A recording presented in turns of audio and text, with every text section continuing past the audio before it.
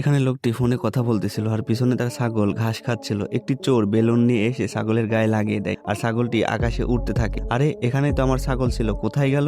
এখানে তো ঘাস খাচ্ছিল। হ্যাঁ, উস্তাদ লাগিয়ে দিয়েছে বেলুন, এবার আমাকে ছাগলটিকে নিয়ে নিতে হবে। আরে বাতাসে উড়ে যাচ্ছে, আরে আমি ধরতে পারতেছি না কেন? উস্তাদ দেখলে তো আমার খবর আছে।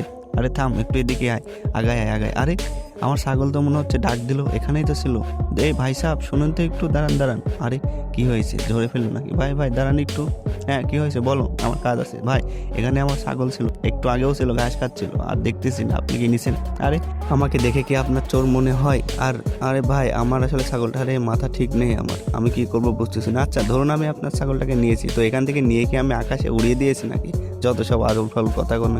ভাই কিছু মনে করবেন না, আসলে আমার 20,000 টাকার ছাগলটা হারিয়ে আমার মাথা ঠিক নেই, মাথাটা একটু পাগল হয়ে গেছে এই জন্য। আচ্ছা ঠিক আছে যাও, কোথা থেকে আসে সব পাগল ছাগল, সবকিছু এসে আমাকে ধরে। যাও যাও, আমি তোমার ছাগলকে এখানে কোথাও দেখি। এই বলে লোকটি ওখান থেকে চলে যায় আর লোকটি হতাশ করতে থাকে। আরে আমার ছাগল কোথায় গেলি রে? কোথায় তুই? কোথায় চলে গেলি? আরে এখন আমি কি করব? উস্তাদ যদি এসে দেখে যে ছাগলটা ওখানে চলে গেছে তাহলে তো আমার খবর আছে। আরে টাকলা কই, ছাগলটা কই? আমি না তোকে এখান থেকে দিলাম। উস্তাদ ওই যে ছাগল ওইখানে। আরে টাকলা ওইখানে ছাগল গেল কিভাবে? আমি তো তোকে ওইখানে দিয়ে দিয়েছিলাম। আরে আমি চেষ্টা করেছি ধরার, কিন্তু বাতাসে ওখান থেকে উড়ে সবকিছু নিয়ে ওখানে চলে গেছে। আরে টাকলা তোকে একটা কাজ দিয়েছিলাম, সেটাও তুই ঠিকভাবে করতে পারিস না। এখন কি হবে উস্তাদ? কি হবে? যখন আবার বাতাস আসবে তখন আমরা আবার ঠক করে এখান থেকে ধরে নেবো ছাগলটাকে, তাই তো হয়ে গেল, কাজ শেষ। বাহ বাহ, কি তোর বুদ্ধি। আরে টাকলার বাটা, ওখানে যদি ছাগলটা আমাদের আগে আর কেউ দেখে তাহলে আমাদের খবর আছে। এখন আমাদের যে করে হোক নিয়ে আসতে হবে। তাহলে উস্তাদ কি করবো এখন? আচ্ছা শোন, এখান থেকে ছোট ছোট পাথরগুলো নিয়ে বেলুন ফাটিয়ে দিলে ছাগল নিচে পড়ে যাবে আর আমরা নিয়ে নেবো। চল এখান থেকে পাথর কর। ঠিক আছে উস্তাদ, ঠিক আছে। এই বলে তারা এখানে থাকা ছোট ছোট ইটের টুকরা অথবা খোয়াগুলো নিয়ে